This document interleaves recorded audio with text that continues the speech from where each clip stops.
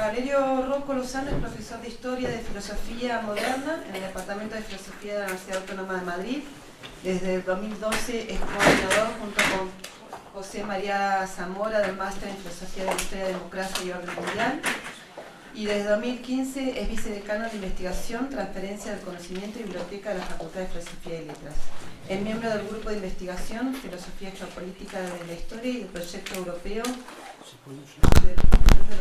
H2020 Faller, sobre la genealogía del concepto de fracaso en la modernidad. Ha publicado la monografía La vieja Roma en el joven Hegel en el 2011, la edición crítica en la obra póstuma de Franco Volpi sobre Heidegger y coeditado 6 volúmenes colectivos. Filosofía del Imperio, con Félix Duque, Historia Institut Kant e Hegel, con Marcos Carri, Teología y Teonomía de la Política, con Roberto Navarrete, Europa, Tradiciones o Proyectos, con Diego Garocho, La herida del concepto, con Ángel Gabilondo, Estética del disenso, Política del arte en Jacques Rancière, editado en Chile, y con Francisco Vega. Y también ha coordinado 2 monográficos de revistas sobre Chile y la Revolución y sobre laicismo y secularización en la Europa actual. ¿En qué revistas? ¿En Bajo Palabra? En Bajo Palabra. Muy bien. Bueno, muchas gracias, Vanessa. Gracias también a Teresa y a la Cátedra Arquitria por invitarme, a Nacho por su gran trabajo, también a Olga. La verdad es que uno, cada vez que viene a este tipo de encuentros, se siente como en casa. Y bueno, yo, al contrario de los que me han precedido, que han dicho cosas muy interesantes, en virtud del famoso adagio, ¿vas a decir algo interesante o vas a poner un PowerPoint? Pues yo voy a poner un PowerPoint, pero es básicamente porque voy a poner alguna imagen y para, bueno, poner también alguna cita sobre un tema que he empezado a investigar hace no mucho y al final desvelaré también por qué y por culpa de quién, que es la naturaleza, de algún modo, o cómo debe interpretarse esa extraña mística no religiosa de un poeta como Rainer Maria Rilke y las posibles influencias que en Rilke tiene toda una tradición artística muy importante, que es la tradición del Cristo órfico. La tradición del Cristo órfico en el barroco. Bien, en su interpretación de las elegías de Duino, titulada Rainer Maria Rilkes Deutung des Daseins, la interpretación del Dasein de Rainer Maria Rilke, Romano Guardini, este señor que veis aquí, ¿no? Y bueno, le he puesto la foto más que nada para que se vea que es un sacerdote, que es un cura, gran intérprete de Heidegger y de tantos otros autores, incluye a Rilke en una tradición filosófica muy extensa, en la que hay varios pensadores y poetas, y esta corriente filosófica la denomina filosofía cordis, ¿no? La filosofía del corazón. Otros miembros de esta lista serían en esta obra San Agustín, San Francisco, Dante, Pascal, Joseph Joubert, Max Scheler y otros. En otra obra, que es su ensayo sobre Pascal, Guardini añade otros nombres a esta lista, en la que, por cierto, él mismo se sitúa un poco como culminación épica de la misma. Entre ellos cabe mencionar a Bernardo de Claraval, San Buenaventura, Catarina de Siena, Santa Teresa de Ávila, Rosmini, Newman, Kierkegaard y Nietzsche. Y, en tercer lugar, en un manuscrito todavía inédito de 1933, titulado Der Mensch, aparece otro catálogo redactado por Guardini con otros autores como San Anselmo, San Francisco de Sales y varios de los que ya he citado. Lo llamativo, ¿no?, lo que a mí me llamó la atención en un primer momento, es que en este catálogo de pertenecientes a la filosofía cordis, redactado por un pensador evidentemente religioso, estuvieran siempre, en todos los catálogos, por un lado San Agustín, que es bastante comprensivo, y por el otro lado, bastante comprensible, por el otro lado, Rilke. Indudablemente San Agustín tiene que estar, porque fue sin duda el gran artífice cristiano de esta filosofía del corazón, en la que se postula la compenetración esencial de lo que podríamos llamar cor, por una parte, y cogitatio, ¿no?, el corazón y la cogitación. No tanto cogitatio en el sentido, digamos, de pensamiento, en un sentido cartesiano, sino más bien de recordatio, de recuerdo. Es decir, tener y volver a tener presente en la atención una cosa determinada. La inclusión por parte de Guardini y de Rilke en esta nómina de practicantes de una filosofía del corazón nos sorprende si recordamos que la primera obra que os he citado es un comentario a la novena elegía de Rilke, donde las referencias al corazón son continuas.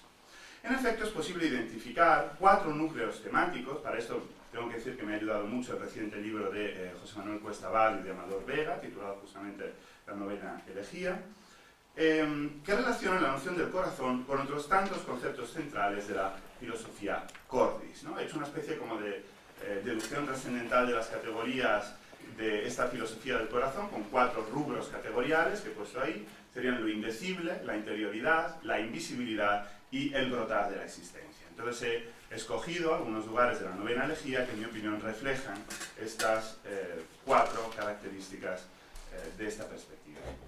En primer lugar, la indecibilidad aparece en la mención a un lenguaje sin palabras que brota del corazón y se muestra en la mirada rebosante, así como en el gesto no conceptual del contener en las manos, lo cual es claramente paradójico, porque es una alusión implícita justamente a la etimología del begriff y del conceptum, como efectivamente el agarrar, el contener, el coger. Y así nos apremiamos y queremos cumplirlo, queremos contenerlo en nuestras simples manos, en la mirada rebosante y en el corazón sin palabras.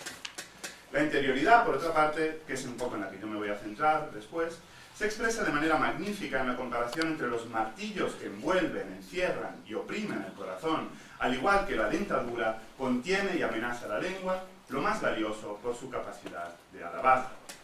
Entre los martillos resiste nuestro corazón, como la lengua entre los dientes, que aún así, sin embargo, sigue siendo la que alaba.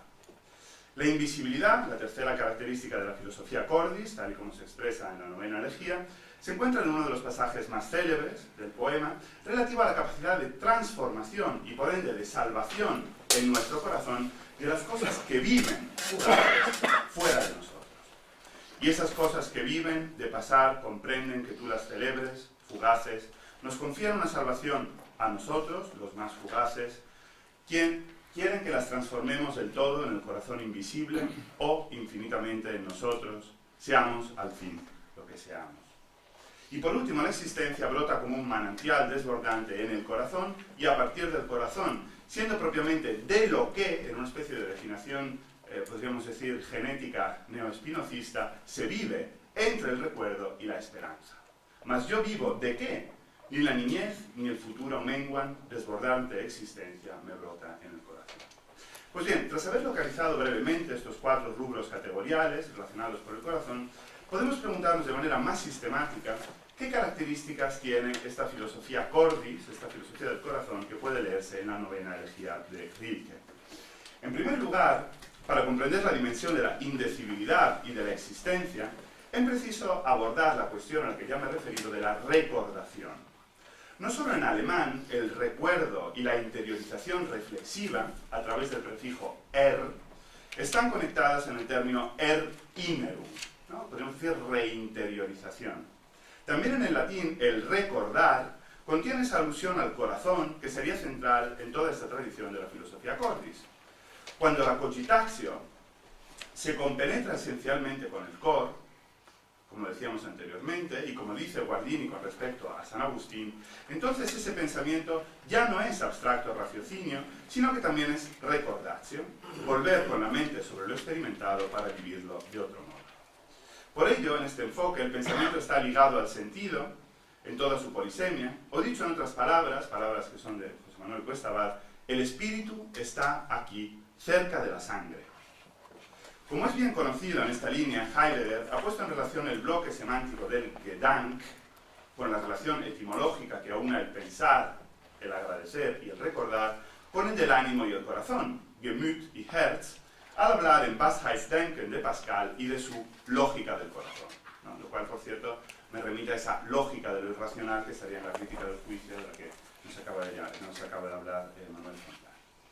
En segundo lugar, parece necesario detenerse en lo que entiende por interioridad la tradición de la filosofía cordis. La interioridad del corazón no es la intimidad burguesa, digamos la privacidad jurídica, no se define a partir de la negatividad indeterminada, es decir, está más allá de una separación abstracta como la que puede llevar a cabo la filosofía del entendimiento o lo numérico del cálculo, por expresarlo respectivamente con Hegel y con Heidegger.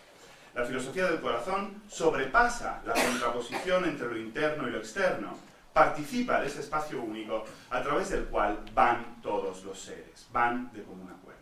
Es una, por decirlo hegelianamente, es un momento especulativo, es un momento dialéctico, sintético.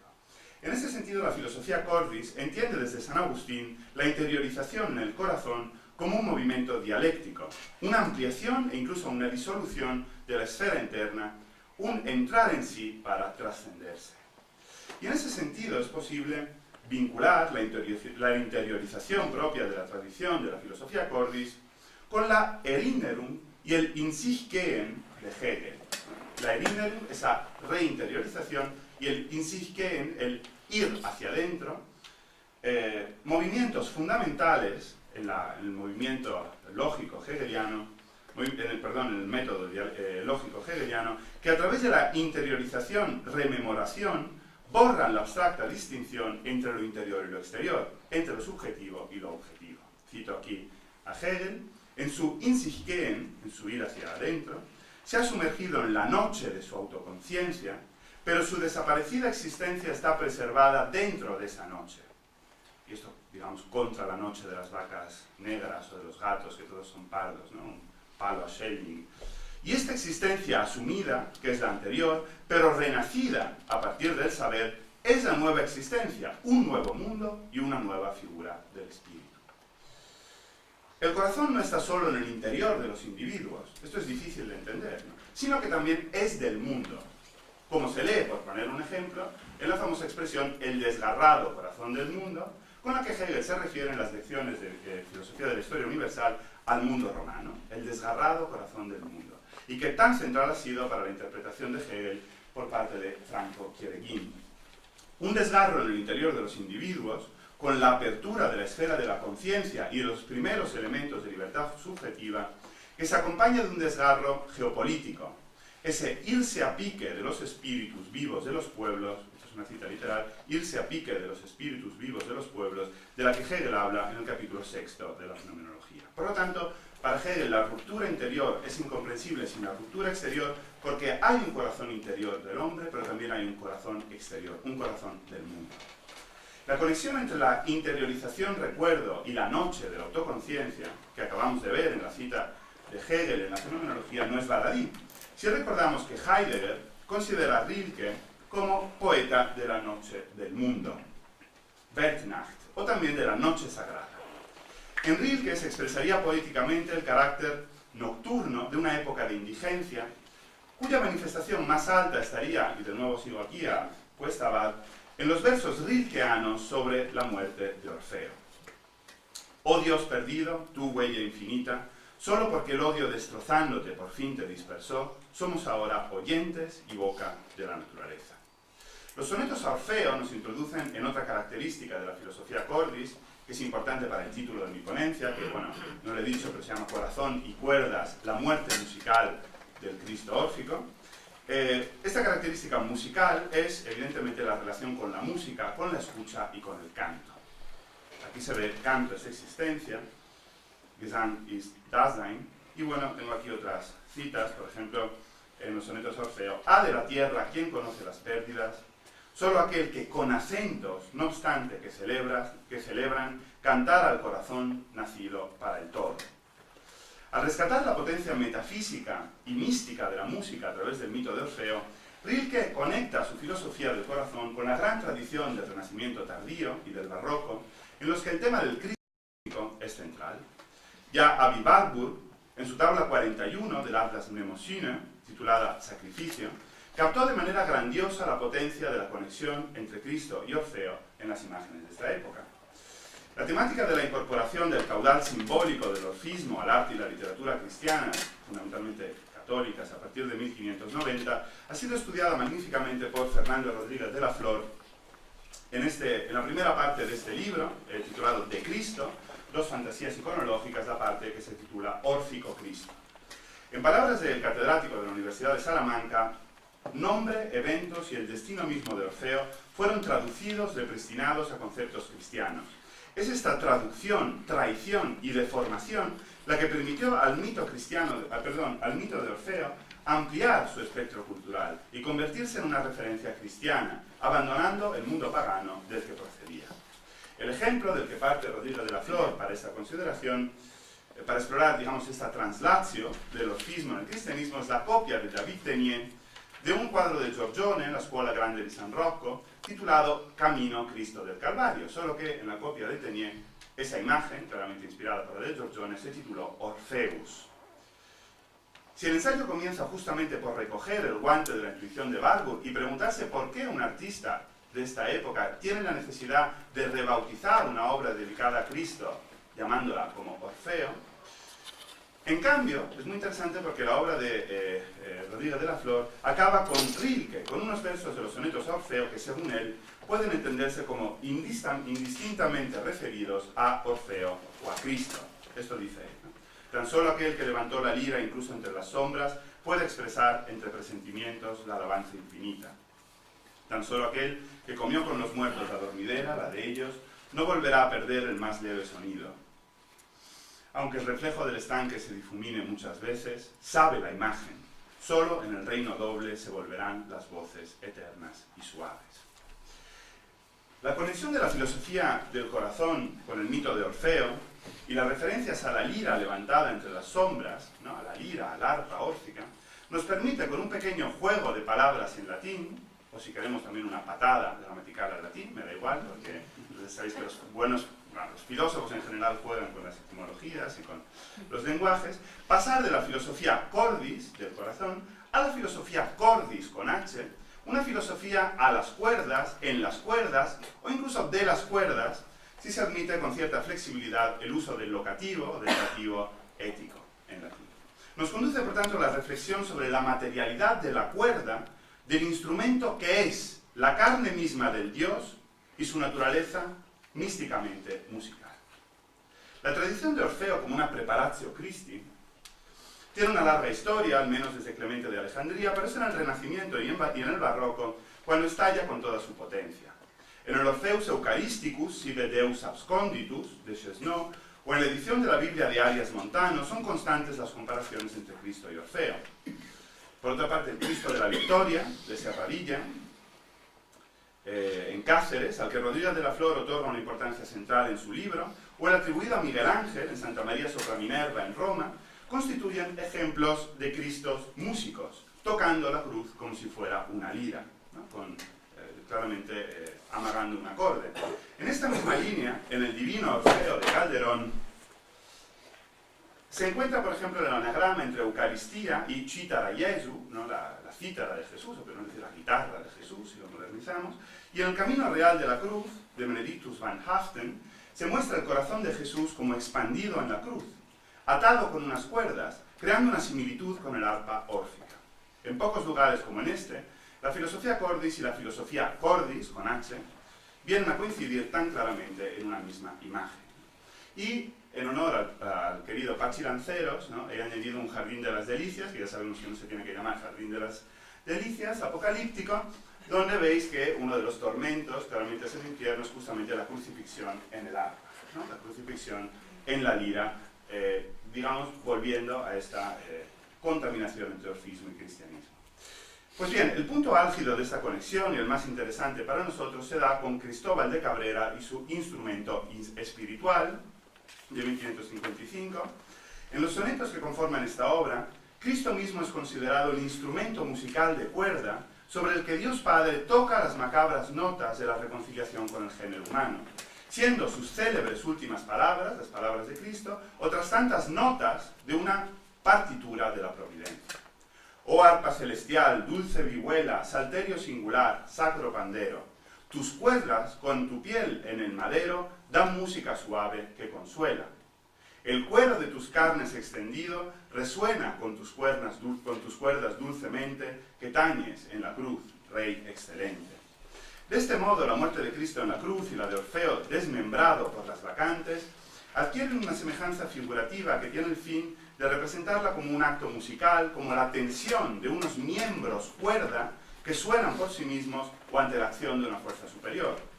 En este sentido también nos conecta con otro sacrificio musical de la mitología, el desollamiento de Marcias a manos de Apolo, en el que el cuerpo extendido del sátiro durante la precisa operación del feroz dios, presente en numerosas pinturas renacentistas y barrocas, ha sido comparada por Beat Wies con un concierto de instrumentos de cuerda en su obra La voluntad de arte. La tradición de la representación de la muerte de Cristo como un acto musical, por cierto, también se remontaría a San Agustín, al igual que la filosofía cordis sin H, como ha estudiado Luis Robledo en un importante artículo reciente. El poeta metafísico John Donne, en el siglo XVII, constituiría otro punto culminante de esta tradición de la filosofía cordis con H, que luego permanecería adormecida hasta su recuperación por parte de Rilke. Dios hizo todo el mundo con tal uniformidad, con tal correspondencia, con tal concomitancia entre las partes, que era un instrumento perfectamente a tono. Podemos decir que los tiples, las cuerdas más altas, estaban desordenadas. Primero, los mejores entendimientos, los ángeles y los hombres, desafinaron este instrumento. Dios lo rectificó todo, de nuevo, añadiendo una nueva cuerda, semen mulieris, la semilla de la mujer, el Mesías. Y únicamente haciendo sonar esa cuerda en vuestros oídos, nos convertiremos en musicum carmen, verdadera música, verdadera armonía, verdadera paz para nosotros. El desgarro doloroso y musical del cuerpo de Cristo nos remite a la tradición órfica en lo que ésta tiene de nocturna, de dionisíaca, de indecible, o en palabras de Warburg, de demoníaca. Un resto terrible que al parecer, y contra el famoso final del Ecce Homo de Nietzsche, se me ha comprendido, Dionisos contra el crucificado, vincula lo órfico y lo dionisíaco con la figura de la cruz incluso mucho antes del surgimiento del cristianismo. Esto ya es bastante increíble. Según las últimas investigaciones alrededor del llamado Cristo báquico del siglo III a.C., actualmente conservado en el Bundesmuseum de Berlín, y donde se ve claramente a este Baco con la cruz, ¿no? Y la cruz, digamos, incluida en esta tradición dionisíaca. En ese sentido, la proliferación tan llamativa de óperas sobre el tema de Orfeo entre los siglos XVI y XVII no se explica, en mi opinión, esto es una tesis controvertida, no se explica solo por la influencia del comentario al sueño de Escipión de Macrobio sobre la fábula de Orfeo de Poliziano, de 1480, y a su vez de esta en la mitología política de los Medici primero y de los Gonzaga después. En mi opinión debería ser interpretada sobre todo como una especie de domesticación, también a través de la música, de la terrible verdad del contenido órfico y dionisíaco que había infectado el cristianismo durante el Renacimiento y el Barroco. Los lieti fini, los finales felices, de las fábulas órficas de Claudio Monteverdi, de Jacopo Peri y de todos los de este periodo, serían así un intento de dominar o ahuyentar esa potencia latente e incontrolable. Bueno, y aquí adelanto lo que decía al principio, este interés por Rilke también es un homenaje a Félix Duque, que fue con quien fui hace unos años al castillo de Duino, y por lo tanto, digamos, visitamos en espíritu a Rilke, y por lo tanto, aunque él no esté aquí hoy, va a venir en los próximos días, es también una manera de homenajearle y de, pues bueno, hacerle ver otro elemento de los muchísimos que he aprendido de él.